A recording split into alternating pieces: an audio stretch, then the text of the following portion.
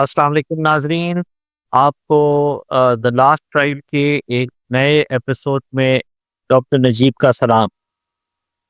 और डॉक्टर सिहाम सिकंदर की तरफ से भी ढेरों सलाम हमारे तमाम देखती आंखों और सुनते कानों को। तो फाइनली नाजरीन, हमने डॉक्टर सिहाम को काबू कर ही दिया।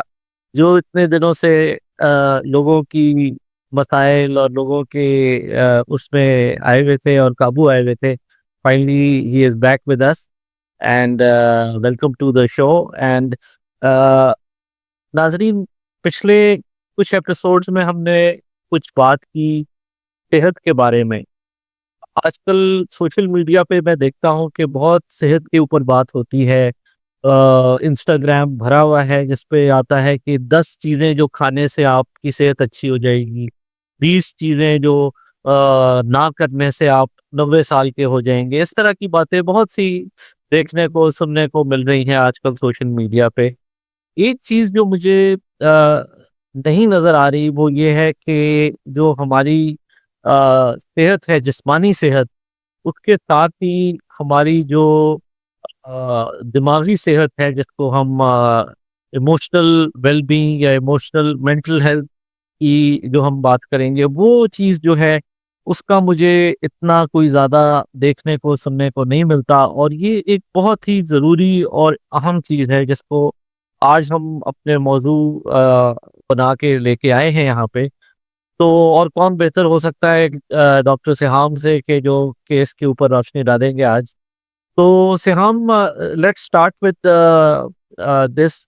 हम जब बात करते हैं कि जिस्मानी सेहत ज़रूरी है, तो उसके साथ ही जो दिमागी सेहत की बात है, वो बोलते ही थोड़ा-सा मुझे दाएँ-बाएँ देखना पड़ता है कि कोई सुन तो नहीं रहा, कोई लेबल तो नहीं कर रहा, कोई हमें जज तो नहीं कर रहा कि कहीं हम दिमागी तौर पे कमज़ोर का मतलब वो अल्फ़ाज़, वो पागल और पिसके हुए और उर्दू, पुरानी उर्दू में चरिया गए हैं। तो बहुत से अल्फ़ाज़ इस तरह के इस्तेमाल किए जाते हैं, जो कि इस पे तो वो सब दिमाग में आने लगते हैं। तो मेरी जो 20 साल की प्रैक्टिस है जिसमें मैंने मरीजों के साथ बैठा हूँ, तो वहाँ पे मुझे इस चीज़ में काफ़ी दिक्कत हुई है मरीजों को ये समझाने में भी कि मसला जो है वो थोड़ा-सा इमोशनल हेल्थ का है या मेंटल हेल्थ का है, और आपको इस सिलसिले में उसके एक्सपर्ट से मिलने की ज़रूरत है। वहाँ पे मैंने देखा है कि ज़्यादातर जो मरीज़ हैं वो उससे डिस्कनेक्ट कर जाते हैं। तो आप मुझे पहले तो ये बताइए कि इसकी ज़रूरत कितनी है हमारे माशरे में? क्या हम पाकिस्तान में बाकी मुल्कों की बनिस्बत बेहतर हैं दिमागी तौर पे, या दिमागी सेहत के बारे में, या फिर हम एक ज़्यादा स्ट्रेसफुल और एंग्शियस एनवायरनमेंट में रह रहे हैं? Over to you Sayam. जी नजीब, थैंक यू। और इस बात का भी थैंक यू कि आप इस बात को as a physician and as a knowledge बहुत अच्छी तरह जानते हैं कि जिस्मानी सेहत के साथ उसकी जो ज़हनी सेहत है या उसकी इमोशनल वेल-बीइंग है, उसका बड़ा ही अटूट और गहरा रिश्ता है। तो मैं तो यही कहूँगा नजीब कि आप जैसे लोग और होने चाहिए। आप जैसे मेंटल हेल्थ चैंपियंस और होने चाहिए। So that that's that just goes to say कि आपकी आगाही इस मामले में कैसी है। So thank you very much for being that mental health champion. पहली तो बात ये है कि पाकिस्तान कोई अलहदा कोई ए, वखरा मुल्क नहीं है जिसके अंदर कोई इस तरह की सूरत हाल है कि पाकिस्तान में ही सिर्फ लोग ज़हनी बदहाली का शिकार हैं या डिस्ट्रेस्ड हैं। अम, मुझे जो अब तक समझ आई है अपनी प्रैक्टिस से और थोड़ा सा पब्लिक मेंटल हेल्थ में गोताज़ान होने से, वो यही है कि सारी कंट्रीज़ जो है ना, when it comes to emotional well-being and mental health, तो सभी डेवलपिंग कंट्रीज़ हैं। इवन जो हाई इनकम कंट्री सेटिंग्स हैं, वहाँ पे भी बहुत ज़्यादा फुकदान है, सर्विसेज का, आगाही का। और ये ज़्यादा इसमें जो कार फरमा है ना बात, वो है स्टिग्मा। अंग्रेज़ी का लफ्ज़ है स्टिग्मा, यानी इसको मुज़हका ख़ेज़ समझा जाता है या तज़हीक आमेज़ समझा जाता है। आपने बड़े अच्छे लफ्ज़ बोले, पगला गया है, चरिया हो गया है। बल्कि कराची के अंदर तो एक और लफ्ज़ है, जब ये बंदा बिल्कुल फ्लिप आउट हो जाता है ना, ज़हन ही बिल्कुल उसका मुंतशिर हो जाए और वो गुस्से में आ जाए, तो उसको कहते हैं फिन्नोट हो गया है। तो people refer to all of this, but interestingly हमारी जो इमोशनल हेल्थ है ना, वो इतनी डीप सीटेड और इतनी ज़्यादा लिंक्ड है विद आवर फिजिकल हेल्थ कि जो अंदरूनी खलफशार है ना किसी भी तरीके का, वो फिजिकली मैनिफेस्ट करता है। तो इसकी आगाही होनी तो बहुत ज़्यादा ज़रूरी है। और इस मुज़हका ख़ेज़, तज़हीक, स्टिग्मा, ये सिर्फ़ आम लोगों में नहीं है नजीब। आपको सुन के हैरानी होएगी कि बहुत सारे जो फ़िज़िशियंस, हेल्थ प्रोफ़ेशनल्स, मॉलेज, उनके खुद के रवैयों के अंदर ना स्टिग्मा छुपा हुआ है। वो इसको ट्रिवियलाइज़ कर देते हैं कि इमोशंस की क्या बात है जी। जैसे हमने बड़े होते हुए कैसे अजीब तरीके के बयानिए सुने हैं ना कि चलो चलो उठो, चोट लगी है तो कोई बात नहीं है, मर्द बनो, हैं? अच्छा, ना सिर्फ मर्द बनो नजीब, कि मर्द रोता नहीं है। तो मैं अक्सर सोचता होता था कि यार ग्लैंड्स, हाँ, मतलब लैक्रिमल ग्लैंड्स तो मर्दों को भी लगे हुए हैं ना, आंसू का जो गदूद है जिससे आंसू बनते हैं, वो तो मर्दों में भी लगे हुए हैं, वो औरतों में भी लगे हुए हैं। तो ये क्या रोक टोक है। बहरहाल, तो कहना मैं सिर्फ ये चाह रहा हूँ कि इसको, इसकी आगाही होना, और हम शायद एज ए नेशन, जहाँ तालीम की भी ज़रा थोड़ी कमी ही है हमारे मुल्क में, तो जो इमोशनल हेल्थ की लिटरेसी है ना, वो भी कम है। हम बोलते नहीं हैं, हम आइडेंटिफाई नहीं करते अपने इमोशंस को, फील तो करते लेकिन उसको ना अल्फाज नहीं बनाते। तो we are more illiterate in our emotional literacy. तो अगर मुझे आप इजाज़त दें तो मैं एक तो ये आपके सामने रखूँगा। दूसरा, जैसे मैंने कहा, स्टिग्मा एक बहुत बड़ा इशू है। वो लोगों ही में नहीं है, वो मेरी तरह, आपकी तरह के जो मुआलिज और फिजिशियंस और इलाज मुआलजा करते हैं, उनमें भी है। और आगे अब जब बात को बढ़ाएँगे तो मैं इसको थोड़ा-सा खोलूँगा भी, और जो कॉमन मिसपरसेप्शंस हैं कि क्या होगा अगर इमोशनल वेल-बीइंग नहीं होगी, उसके लिए अगर कुछ करना पड़ेगा तो क्या होगा, right? So over to you. बहुत अच्छी बात। आई थिंक कि ये चीज़ अगर हम जो कि जैसे कि आपने कहा कि पढ़े-लिखे लोगों में, समझदार लोगों में भी जब हम इस लेवल पे आते हैं कि हम उनको बताते हैं कि जी, ये आपके अंदर जो प्रॉब्लम हमें नज़र आ रहा है, उसका ताल्लुक जो है कुछ इमोशनल डिस्टर्बेंसेस हैं जो बनी हुई हैं, तो वो फ़ौरन जुमला पूरा होने से पहले कहते हैं कि आपको लगता है कि मैं पागल हूँ। इन दीज़ प्लेन वर्ड्स। तो फिर हमें उनको ये समझाना, इसको डाउन प्ले करना, ये करना कि पागल का लफ्ज़ जो है it's not a medical term है, it's a degrading word, it's a किसी की तस्दीक करने वाला लफ्ज़ है। तो वो नहीं है, इससे मुराद कुछ और है। एक प्रॉब्लम जो मुझे आती है बहुत ज़्यादा, जो मैं आपको आज बताना भी चाहूँगा, वो ये कि माएँ, बल्कि दोनों पेरेंट्स बच्चों को लेके आते हैं 2 साल के, 3 साल के, जो अपने माइलस्टोन्स यानी अपनी उम्र के मुताबिक दिमागी तौर पे पीछे रह गए होते हैं। और हमें एज़ फिज़िशियन जब हम फ़िल्टर कर रहे होते हैं पेशेंट्स को, तो हमें नज़र आता है या शक लगता है कि बच्चा जो है वो ऑटिज्म के स्पेक्ट्रम में चला गया है और उसको किसी ना किसी लेवल की जो उसके अंदर जो मेंटल ग्रोथ है उसमें डिले है। और हम पेरेंट्स को जब ये बताते हैं, कई बार मेरे पास बच्चे 6 साल 7 साल 8 साल के आते हैं और उनको उन्होंने नॉर्मल स्कूल में डाला होता है और वो डिनायल में, जिसको मैं लफ्ज़ जो है इस्तेमाल करता हूँ, कि होते हैं। और वो अ, कई लोगों ने उनको बस देखिए, सबसे पहले पेरेंट्स को पता चल जाता है कि बच्चा किस हालत में है, वो बाकी बच्चों की तरह रिएक्ट नहीं कर रहा, उसके अंदर डिफरेंस है चीज़ों में। तो वहाँ पे जब उनको बताया जाता है तो वो उस चीज़ को डिले करते हैं। तो एक तो मैं चाहूँगा कि हम यहाँ से स्टार्ट लें यंग एज से, और फिर आस्ता-आस्ता जो है मैं कुछ अपनी जो मैंने देखी अपनी प्रोफ़ेशनल लाइफ़ में चीज़ें, वो आपसे आपके सामने रखूँगा और चाहूँगा कि आप उसकी गहराई में जाएँ, हमें भी लेके जाएँ, कुछ खोलें भी।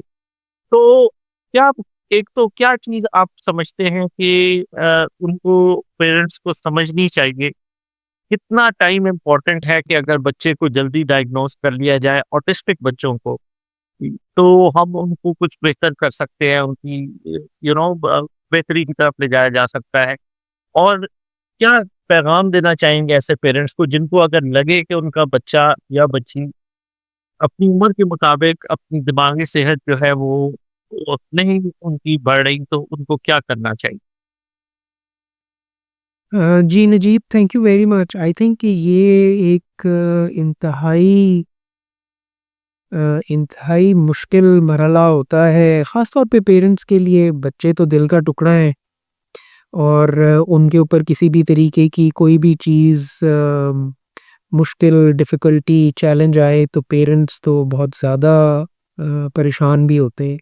और आपने तो खुद ही एक चीज़ को बिल्कुल अच्छा आइडेंटिफ़ाई किया हुआ है कि हम डर जाते हैं, डिनायल में आ जाते हैं और वो बेसिकली वो जो अंदर की रेज़िस्टेंस है ना, वो हमारा स्टिग्मा ही है।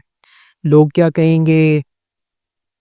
लोग टोह में पड़ जाते हैं, अननेसेसरीली चीज़ें पूछना शुरू कर देते हैं, ब्लेमिंग शुरू हो जाती है कि तुमने ही कुछ किया होगा। तो all kinds of narratives parents के लिए आ जाते हैं। ख़ास तौर पे माएँ बहुत ज़्यादा अपने आप को कसूरवार समझती हैं मैनी इंस्टेंसेस में कि पता नहीं शायद हमसे ही कुछ हो गया है। वी बीन नॉट विजिलेंट और गुड पेरेंट्स और मदर्स। तो ये सारे का सारा जो है ना, ये हमारे एक वो माशरे का ही सेटअप है। Because the way that we are brought up and how emotional health या mental health is viewed, ये इंसान को बस उस कैटेगरी में डाल देती है कि आप किसी भी तरीके से डिसेबल्ड हैं, अब आप पूरे नहीं हैं या दैट काइंड ऑफ थिंग। तो ये रेजिस्टेंस वहीं से एमिनेट करती है। तो करना क्या है नजीब? To answer your question in one line, जो ही जितनी जल्दी कोई भी चीज़ नज़र आए, चाहे जिस्मानी या इमोशनल या ज़हनी, हेल्थ के हवाले से, वो तो आप जितना जल्दी रुजू करें उतना ही अच्छा होता है। And this holds for everything, चाहे वो इस तरह का डेवलपमेंटल कोई चैलेंज हो बच्चों में या डायबिटीज़, हाइपरटेंशन, कैंसर जैसी तमाम। सो ये यू ऑल्सो अंडरस्टैंड, किसी भी चीज़ की जितनी जल्दी आगाही हो के आप मशवरा ले लें, उतना ही उसके चांस होते हैं कि उसके लिए अर्लियर ऑन कुछ किया जा सके। और फिर ऑफ कोर्स आउटकम्स भी चेंज होते हैं। तभी समझ लगती है कि आपने क्योंकि स्पेसिफिकली बच्चों के हवाले से पूछा है, तो कई तरह की असेसमेंट्स के बाद हमें समझ आती है कि बच्चे के लिए कौन सा मौजू तरीन रूट अपनाया जाए जिससे कि ये अपनी इस चैलेंज को ओवरकम कर सके। पेरेंट्स के साथ मिल के किस तरह की स्कूलिंग, किस तरह की एजुकेशन, किस तरह की सपोर्ट चाहिए है। तो वो जितना जल्दी पता लग जाए उतना बच्चे के लिए भी अच्छा होता है और ख़ास तौर पे पेरेंट्स के लिए भी अच्छा होता है कि उसी तरीके से फिर अपनी एनर्जीज़ लगाएँ। I know we were sitting at your house and we were in discussion with with your with your mother and you were ऐसे joking, भाई लोग तो दम दरूद करवाते हैं, ठीक है, उसमें कोई हर्ज नहीं है, लेकिन जो आपने सही करनी है, जो आपने हुज्जत तमाम करनी है दुनियावी लिहाज से, चाहे वो मेडिकल है, चाहे होम्योपैथी, जो आपको समझ आती है, तो वो भी पूरे के पूरे वेरिएबल्स को खंगाल दें, क्योंकि ये दुनिया असबाब पे ही चलती है ना। आप करते हैं तो उसका कुछ कॉन्सिक्वेंस होता है, तो दम दरूद भी करें, बिल्कुल वो आपकी रूहानी सेहत के लिए बहुत अच्छा है, तो ज़रूर करें, लेकिन हक बात तो यही है कि हर एस्पेक्ट को पूरा उठाएं, करने की कोशिश करें फॉर द किड। तो that is what I would say, specially for autism या ऑटिज़म लाइक चैलेंजेस जो बच्चों को होते हैं। बिल्कुल सही। तो जो मैसेज है आपकी तरफ से वो ये है कि जितने जल्दी अ, किसी प्रोफेशनल एक्सपर्ट से राब्ता किया जाए उतना ही चांसेस हैं कि बेहतरी हो सकेगी चीज़ में। एक और चीज़ जो बहुत ज़्यादा देखने में आती है और मैंने तो बहुत ज़्यादा ऑब्ज़र्व की है कि क्योंकि इसका बोलना हमने शुरू में ये बात की कि एक टैबू एक बहुत ही मुश्किल चीज़ है ये किसी को बताना कि मैं अंदर से तकलीफ़ में हूँ और मुझे चीज़ें जो हैं वो परेशान किए हुए हैं या मैं एक चीज़ के गिरफ्त में हूँ जो दिमागी तौर पे मुझे स्ट्रेस दे रहे हैं। तो कई पेशेंट्स मैंने देखा है और ज़्यादातर इसमें मैं देखता हूँ ख़वातीन मर्द भी शामिल हैं जो कि स्ट्रेस्ड आउट होते हैं बहुत ज़्यादा। तो वो आते हैं और वो बात इस तरह करते हैं कि जी हमें एक जगह है कि जिस्म में जहाँ दर्द हो रहा है। फिर पूछते हैं कि जी कहीं और भी है? वो कहते हैं हाँ, यहाँ पे भी है। सर पे होता है, सर में भी दर्द रहता है। तो आस्ता-आस्ता जब हम गिनते हैं तो हमें नज़र आता है कि कई मुख्तलिफ जगहों पे वो दर्द बता रहे हैं और जो मैं पूछ रहा हूँ वो वहीं पे कह रहे हैं कि हाँ जी, यहाँ तो बहुत ही ज़्यादा होता है। फिर जब उनसे आगे पूछा जाता है कि जो कि हम अपनी एज़ अ स्क्रीनिंग टूल मैं यूज़ करता हूँ कि आप रात को सो कैसा रहे? तो वो फिर कहते हैं कि जी वो उसमें तो बहुत बड़ा मसला है। कुछ ऐसे लोग मैंने देखे हैं जो तंग आके आ जाते हैं कि जी हमें नींद की दवाई दे दें बस हमें नींद खराब। लेकिन कुछ लोगों को हमें आस्ता-आस्ता लेयर बाय लेयर देख पहुँचते हैं तो फिर वो बताते हैं कि हाँ जी नींद तो हमें 1 डेढ़ घंटा आ जाए तो बड़ी बात है वरना तो हम सो ही नहीं पाते। तो अब ये जो कैफ़ियत है अब मरीज़ के साथ आया हुआ है और वो दर्द की कंप्लेंट बहुत तफ़सील से बता गया है लेकिन मुझे ये महसूस हो रहा है कि इसके पीछे अंडरलाइंग स्ट्रेस है, एंग्ज़ायटी है या आगे चीज़ें हैं जो कि मैं उसको पहले तो उसको समझाना कि ये चीज़ जो है ये उधर है। तो नींद के ऊपर थोड़ी-सी बात करना मैं चाहूँगा कि नींद का इलाज करना है या नींद एक घंटी है खतरे की जो आपको बताती है कि अंदर कोई प्रॉब्लम चल रहा है उसको एड्रेस करें या नींद नहीं आई तो बस दवाई खाओ सो जाओ या लोरी सुनो सो जाओ या किसी तरीके से कौम-पूरी जैसे सोई हुई है उस तरह सो जाओ। तो किसी तरीके से सोना ज़रूरी है या फिर उसकी जड़ तक पहुँच के उसके मसले को हल करके और नींद वापस लानी। हुँ। जी, नजीब, ये वैसे आखिरी वाली बात आपने बड़ी मज़े की है। वो जैसे वो जैसे शहज़ाद रॉय कहता है ना, इस कौम मत जगाओ, ये किसी ज़रूरी काम से सोई हुई। ये तो सुन, सही बात है। राइट। Najeeb, spot on. देखिए, जैसे मैंने वो अपने तमहीद में और when we opened up the topic, तो मैंने आपको यही बोला कि जब भी इमोशनल अंदर हिजान होगा ना, तो उसकी मैनिफेस्टेशन जो है ना फिजिकल सिम्टम्स में आती है। और नींद इज़ ऑल्सो अ सिम्पटम जो ख़राब हो जाता है जब आप परेशान होंगे।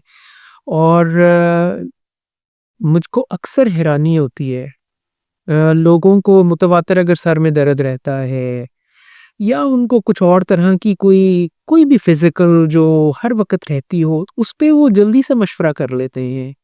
ऐसा कोई शख्स नहीं है जिसको ये ना समझ आ रहा हो कि मैं परेशान हूँ। अच्छा, या मुझको आराम और बेचैनी की कैफियत मतलब अमन अमन तो बाहर है ना घर से, लेकिन अमान वाली जो कैफियत होती है कि I am at peace, right. तो इज़्तिराब का शिकार रहना, तो ये ऐसा कोई शख्स नहीं है नजीब मेरी दानिश में जिसको कि इस चीज़ की आगाही ना हो कि भाई there are things that are upsetting me, या मैं एक तरह की मुश्किल फेज ऑफ लाइफ में से गुजर रहा हूँ। ठीक, मुश्किलात तो सबके लिए हैं, सबकी हैं। वो इफेक्ट भी हो रहे होते हैं, चाहे बच्चे ने इम्तिहान ही क्यों ना देना हो। तो दैट्स अ डिफिकल्ट सिचुएशन ना।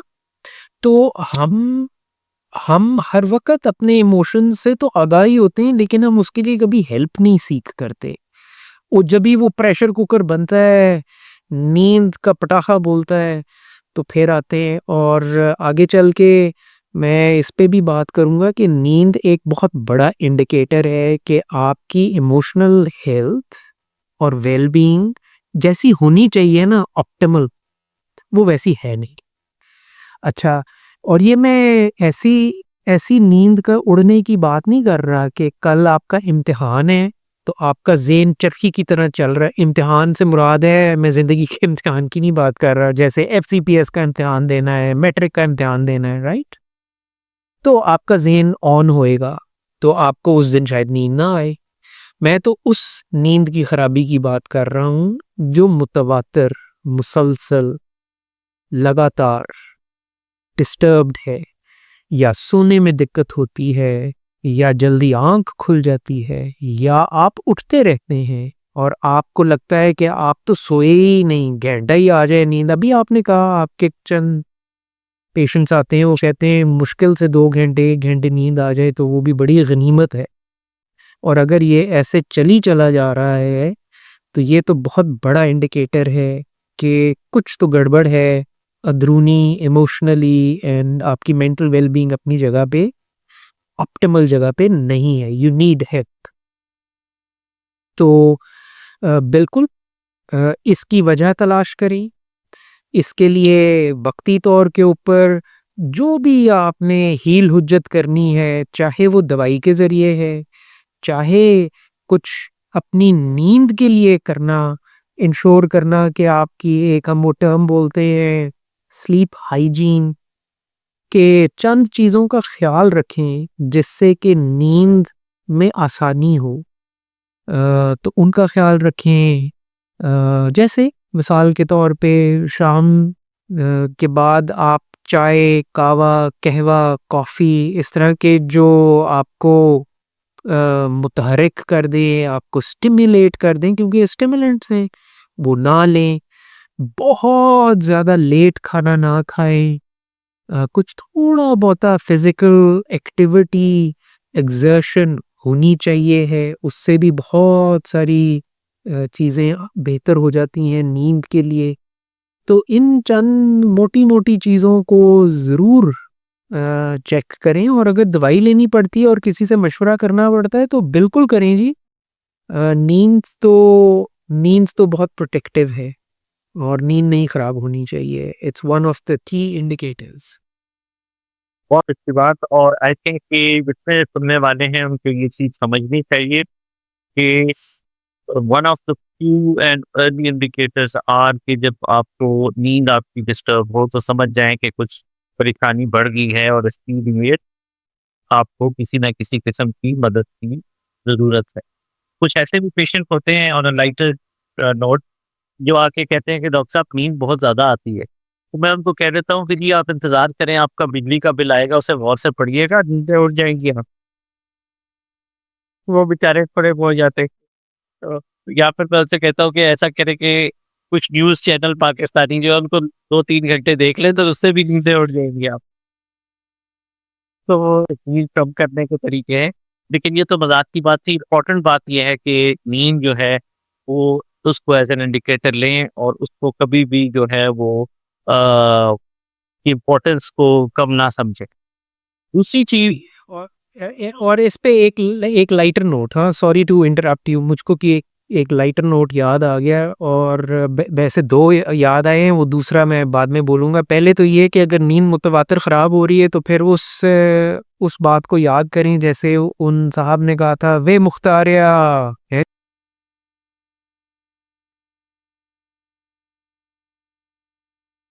घर है जी, तो बस फिर वो कम वध जाएगा। ठीक है? राइट। ठीक।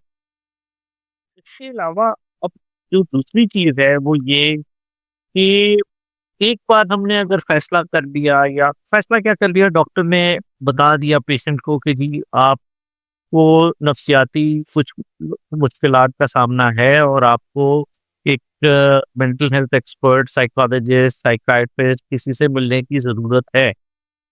अब बात ये आ जाती है कि अगर 10 लोगों को ये रेफरल किया जाए तो उनमें से शायद मुझे लगता है कि 2 या 3 जाएँगे जिनको बहुत ही कोई प्रेसिंग किस्म का इश्यू हो या कोई उनको हम जिसको हम कहते हैं ना डॉक्टर में कि हम डरा दें इतना कि वो कहे कि यार जाना ज़रूरी है, वरना मैंने देखा है कि वो इस टैबू में से निकल नहीं पाते और वो कहते हैं कि अगर हम यहाँ चले गए तो ये इटसेल्फ हमारे अंदर एक एक ठप्पा लग जाएगा कि जी ये तो अ, खिसक चुका है।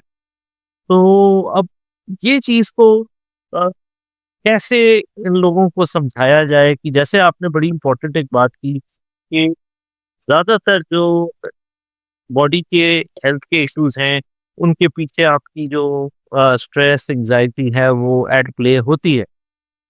तो वो चीज़ है और लेकिन उनको ये चीज़ कन्विंस करना, ये चीज़ एक एक बहुत बड़ा चैलेंज है। तीसरी चीज़ जो आजकल जो मैं देख रहा हूँ, बड़े आजकल क्या हमेशा से ये एक चैलेंज रहा है कि पेशेंट को अ, जो है वो मेंटल हेल्थ के एक्सपर्ट के पास पहुँचा देना। तो क्या मैसेज देना चाहेंगे आप अगेन इस चीज़ के लिए कि कौन-कौन से ऐसे वक़्त हैं जब या तो डॉक्टर की एडवाइस पे या खुद से पेशेंट जो है वो मेंटल हेल्थ सीक करे किसी स्पेशलिस्ट साइकियाट्रिस्ट या किसी साइकोलॉजिस्ट से मुलाकात करे ताकि वो उसको क्लियर भी कर सके कि जो तुम्हें हो रहा है वो उसका इलाज ज़रूरी है या फिर ये वक़्त के साथ है ठीक हो जाएगा। तो किन-किन लोगों को, आम लोगों को अगर आप एक एक लिस्ट तो क्या आप एक उनको बता सकें कि जी अच्छा अगर आप ये महसूस कर रहे हैं, अगर आप ये महसूस कर रहे हैं, तो आपको ज़रूर रुजू करना चाहिए एक मेंटल हेल्थ एक्सपर्ट से। तो क्या वो पॉइंट्स होंगे जी? जी Najeeb, I'll start with a couple of very common things to think about. अच्छा, वो जैसे कल मैं खैबर मेडिकल यूनिवर्सिटी में I was in a session, मैं कुछ वो एक तरह की ट्रेनिंग इम्पार्ट कर रहा था नॉन मेंटल हेल्थ प्रोफेशनल्स को, उसमें जीपीज और वो थे। तो मैं उनको कह रहा था, उनके लिए भी ये बड़ी हैरानकुन बात थी। मैंने उनको एक बात बताई नजीब, मैंने कहा, और वो ऐसी ही बातों-बातों में वो आ गई ज़हन में, तो मैंने सोचा कि मैं आपके साथ भी ये शेयर करूँगा। तो मैंने उन्हें कहा कि ये जो लफ़्ज़ थेरेपी है ना, अंग्रेज़ी का, वो जी थेरेपी है कि तुम थेरेपी लो। तो therapy, the word therapy comes from a Greek word जिसको कि थेरेपिया बोलते हैं, और उसका ग्रीक में माना है हीलिंग। हीलिंग। तो मेरा तो मानना ये, और जैसे मेरे उस्ताद जी कहते होते थे, कार्ल कार्ल यूंग, के थेरेपी में तो हर किसी को रहना चाहिए है, चाहे आपको कोई कोई खल्फशार है या नहीं है। और अगर मैं थोड़ा-सा अपने इस खित्ते की एक बड़ी बड़ी खूबसूरत रिवायत को अगर थोड़ा-सा याद करवाऊँ, वो ये कि इधर एक एक पूरे का पूरा इंस्टीट्यूशन होता था कि गाँव का या मोहल्ले का या कोई बुज़ुर्ग होता था, थोड़ा समझदार भी होता था, थोड़ा दुनियादारी को भी समझता था, थोड़ा, तो उसके पास लोग ना जाके अपनी ना वो मसाइल पेश कर ही देते होते थे। दरख्तों के नीचे बैठ के मर्द हज़रात काफ़ी सारी बातें कर लेते थे। जैसे मैं वो कल केएमयू के अंदर, वो खैबर में मेडिकल यूनिवर्सिटी में बता रहा था कि being a man we we don't report, we seldom talk about our mental health. और मेंटल वेल बीइंग और इमोशनल वेल बीइंग, और इसकी बड़ी भारी कीमत देते हैं।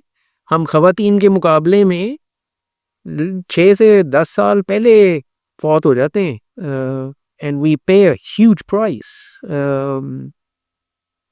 सो तो इसी तरीके से ख़वातीन अगर बाहर गई हैं पानी भरने, तो एक से ज़्यादा एक ग्रुप में जाती थीं, तो एक दूसरे से सपोर्ट हो जाती थी, social support, peer to peer support हो जाती थी। कोई ना कोई दुखड़ा, कोई ना कोई अपनी बिपता बोलते बोलते गए, या कपड़े इकट्ठे धो लिए, पानी भर के ले आए इकट्ठे।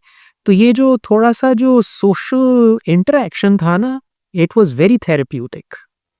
तो आपने देखा है अब हापातापी पड़ गई है और हम बहुत इंडिविजुअलिस्टिक हो गए हैं। तो वो जो एक एक था ना sense of community and cohesion जो सपोर्ट करती थी इमोशनल वेलबींग को, तो वो उसका फुकदान है नजीब, मेरे नज़दीक। That's my my my my understanding. अब आपके क्वेश्चन पे आते हैं कि क्या किया जाए।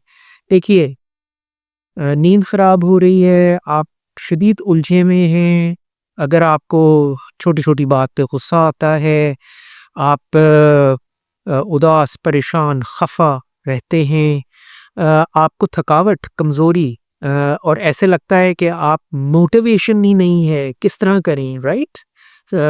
आपको हर चीज़ बोझिल लगती है। तो this just is a huge indicator कि आपकी इमोशनल हेल्थ अच्छी नहीं है। तो डॉक्टर से रजू करें। अपने दिल की बात अपने किसी अच्छे हमदर्द दोस्त से कर लें। ये दोस्त का होना ना, अभी तो शायद आज वक़्त नहीं है हमारे पास, वरना मैं अपने नाज़रीन को कुछ बड़ी मशहूर स्टडीज़ हुई हैं एल्डरली लोगों के ऊपर, और उनसे पूछा गया कि भई व्हाट आर द फैक्टर्स जिसने आपको सस्टेन्ड रखा। पर्पस का होना और हमदर्द दोस्तों का होना, पैसा, material things that didn't matter. So Harvard की studies given us very great insights के what sustains us is having a purpose, what sustains us is having this social contacts, क्योंकि हम ना सोशल सोशल स्पीसीज हैं, हमारा interaction social है। तो जूँ ही आपको लगे कि आप किसी खल्फशार का से दो चार हैं, ज़हनी उलझने हैं, लिल्ला अपने मौलिद से बात करें, go to a psychiatrist, go to a psychologist, यार अपने किसी हमदर्द दोस्त से बात करो। मतलब है ऐसी क्या बात हो गई? वो मेरी my my my elder kid used to tell me, बाबा ऐसी क्या बात हो गई? तो वो ना मतलब है, बाबा ऐसी क्या बात हो गई ना, go talk to someone man, और वुमन फॉर दैट मैटर।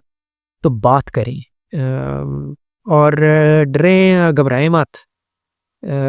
लोगों का काम है बातें करना, वो पहले भी करते थे, अब भी करेंगे, आगे भी इंशाल्लाह करते रहेंगे। लोगों का काम है गल्ला करना, है जी। तो उनकी बातों में मत आए। Get yourself sorted and get help as soon as possible. बिल्कुल ठीक। I think that is a very important message कि जब भी इस तरह के स्ट्रेसेस हों, एंड ये बात बिल्कुल ठीक है कि हम लोग जो है रिकग्नाइज़ कई बार कर लेते हैं कि मसला जो है वो बन गया है, और इसको रिज़ॉल्व करते-करते इसके साथ जो इमोशनल इसका जो बैगेज है वो हमें उठाना पड़ेगा, और उससे हमें प्रॉब्लम आ रही है। तो उसको हल करने के लिए, जैसे कि आपने कहा कि ज़रूरी नहीं कि डॉक्टर हो, आपकी दोस्त हैं, आपके कंपेनियंस हैं, आपके, आप किसी के साथ भी बैठ के बातचीत करें, और लेकिन उसकी तरफ ठीक करने के लिए कोई ना कोई स्टेप ज़रूर उठाएँ। तो बात जो है वो आई थिंक के बड़े इम्पोर्टेंट है, और ख़ास तौर पे ये जो हार्वर्ड की स्टडी का आपने ज़िक्र किया, इसके मैं ज़रूर अपने नाज़रीन को रिक्वेस्ट करूँगा कि इसको ज़रूर गूगल करके और इसको देखें। इसकी जो रिज़ल्ट हैं वो बहुत ही इम्पोर्टेंट और बड़ी ही रिवीलिंग हैं। आपको एक्चुअली ये key to prosperous and happy life आपको उसमें मिलती है कि किस तरीके से आपने चलना है तो वो ज़रूर उसको देखें। तो आई थिंक हमने काफ़ी हद तक बात जो है की है, कुछ और ऐड करना चाहेंगे हेल्थ इमोशनल हेल्थ के बारे में कि क्या हम जी, नजीब, बिल्कुल। I think we've touched and summarized things. बस एंड के ऊपर मैं चंद चीज़ें अपने नाज़रीन के लिए ज़रूर छोड़ूँगा जिसको कि उनको प्रैक्टिस करना चाहिए है, उसको अपनी ज़िंदगी का हिस्सा बनाएँ। जिस तरह जैसे आप जब भी किसी डायबिटिक, ज़ियाबितिस या ब्लड प्रेशर के मरीज़ को दवाई देते हैं, तो साथ आप कहते हैं ना कि भई कुछ अपनी लाइफ़स्टाइल को मॉडिफ़ाई करें, कुछ खाने-पीने में एहतियात करें, कुछ अपने अपनी जिस्मानी सेहत के लिए कुछ करें, राइट? तो इसी तरीके से जो इमोशनल वेल-बीइंग है ना, उसके लिए भी कुछ चंद इम्पोर्टेंट एस्पेक्ट्स हैं जिसको कि हर किसी को इसके ऊपर ना काम करना चाहिए। सबसे बड़ी बात, नींद को प्रायोरिटाइज़ करें। नींद एक ऐसा तर्याक है रब की तरफ से जो आपको हील करता है। सो इमोशनली भी और फिज़िकली भी। मैं कल अपने कुछ कॉलीग्स को बता रहा था कि अब तहकीक ये बताती है कि अगर आप मुतवातर 2 से 4 रातें न सोएं, तो आपका अंदरूनी माहौल डायबिटीज़ की तरफ माइल होना शुरू हो जाता है। ये किस कदर खौफनाक सी बात है ना? सो नींद रब की तरफ से एक बहुत बड़ा त्रियाक है। सो नींद को प्रायोरिटाइज़ करें। दूसरा, अपने सोशल सपोर्ट पे काम करें। बहुत दफ़ा जो लोग इस एहसास और इस ख़्याल में मुब्तला होते हैं, जो परेशान होते हैं, उनको लगता है कि कोई भी साथ नहीं है। तो एक वो बड़ा पुराना, शायद आप कहेंगे इसे आम, ये तो बड़ा ही घिसा-पिटा सा मुहावरा है कि 1 और 1 2 नहीं होते, 1 और 1 11 होते हैं। तो अगर आपको कोई अच्छा हमदर्द, कंपेनियन, दोस्त मिल जाए, उसको तो उस पे उस उस रिश्ते पे और उस ताल्लुक के ऊपर इन्वेस्ट करें। तीसरी इम्पोर्टेंट बात, कुछ भी फ़ॉर्म ऑफ फ़िज़िकल एक्टिविटी जारी रखें। मौसम तब्दील होता है, गर्मियाँ हों या सर्दियाँ हों, कुछ थोड़ा-सा फ़िज़िकल एक्टिविटी, चाहे वो वॉक की सूरत में है, चाहे वो उठक-बैठक डंड निकालने हैं, कुछ थोड़ा-सा फ़िज़िकल एक्टिविटी का होना लाज़मी है। Last but not the least, ऐसा कोई शख्स नहीं है जिसको इस दुनिया में परेशानी ना हो। लेकिन परेशानी के होने का मतलब सिर्फ़ ये है कि आप अगर ओवरवेल्म हो रहे हैं किसी चीज़ से और अंदर घंटी बज गई है, इससे पहले कि जैसे वो मरवत साहब कहते हैं कि प्रोग्राम कहाँ जारी रह सका, प्रोग्राम तो बढ़ गया। तो उससे पहले please go seek help, talk to someone. तो बस ये मैं चंद गुज़ारिशात सामने रखूँगा, and over to you. I know we pay at 40 minutes.